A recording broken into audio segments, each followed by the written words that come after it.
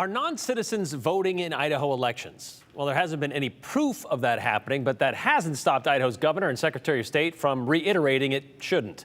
This morning, the two put out an executive order called the Only Citizens Will Vote Act, a new set of Idaho rules to keep those who aren't legal citizens of the United States from participating in any election in Idaho. You've probably heard about this lately, a recent talking point from a certain faction of our political spectrum, how this is happening all over. Well, it's not. And you may be wondering, doesn't Idaho already prevent such participation from taking place? And wouldn't the constitutional amendment question coming up on the November ballot specifically address that? Yes and yes. Well, here's Joe Paris to elaborate on the redundancy. Almost a full presidential cycle later, there are still Americans convinced that the 2020 election was tilted because of illegal voting. There's clear evidence to the contrary, but steps are being taken across the country to prevent it from happening this November.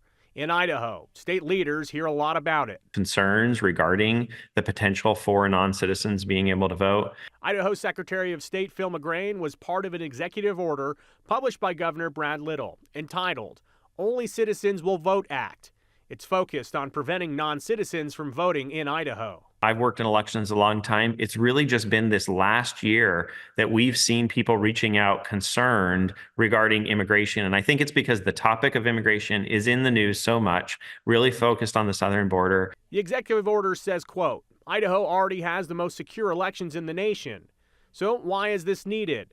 Secretary McGrane says it is rooted in municipalities outside of Idaho that do allow non-citizen voting in select elections. We just haven't really confronted this issue.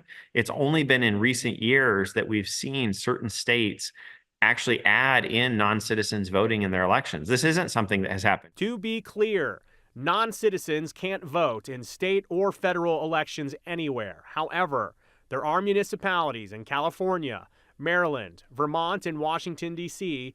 that allow non-citizens to vote in local elections.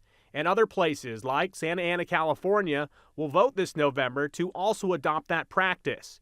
But why the executive order here in Idaho? Really give voters confidence. The 2024 election coming up is a major election with significant consequences, and Idahoans need to be confident that their vote counts just the same as everyone else's, and that no one is interfering with the process who shouldn't be voting in our state. Idaho is also one of a handful of states looking to add to the state constitution that non-citizens cannot vote in any election.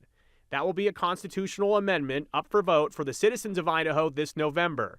So how is the executive order different than what's on the ballot in November? This is a procedural process. We are just enhancing the processes that we have in place for the county clerks and for our office to ensure that no one is being able to register to vote who's a non-citizen. That's separate than really defining in the Constitution. The executive order also includes action items for coordination between Idaho State Police and Idaho Transportation Department, as well as the Homeland Security offices to make sure that voter rolls only include American citizens. This collective process within the state, now it's taking it to the next level, which is partnering with the federal government and our partners at Department of Homeland Security to say they're keeping track of immigration status. Government should be working well together.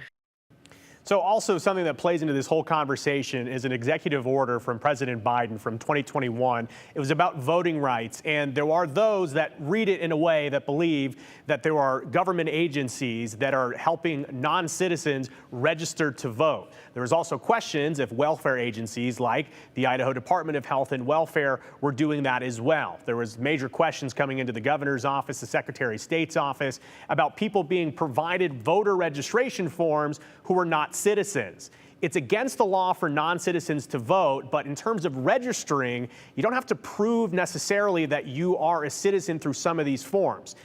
In terms of American politics, the United States House, they're set to vote next week on what's called the Safeguard American Voter Eligibility Act, or the SAVE Act, and that would require documentary proof of United States citizenship to vote in federal elections. So, Brian, this is a national conversation. It is, and there are definitely redundancies, but when you talk to people working in the election world, they say this is about trust in elections. Our Idaho Constitution already says every male or female citizen of the United States is eligible to vote. And there are those that'll say, well, it says nothing about non-citizens there, so that's why they want to see it. The governor's order today said the left coast states. It's worth pointing out 3 of the states that have cities that allow this, 2 of them are on the East Coast. That's true. Left coast, also known as the West Coast. Yep. All right. Thanks, Joe.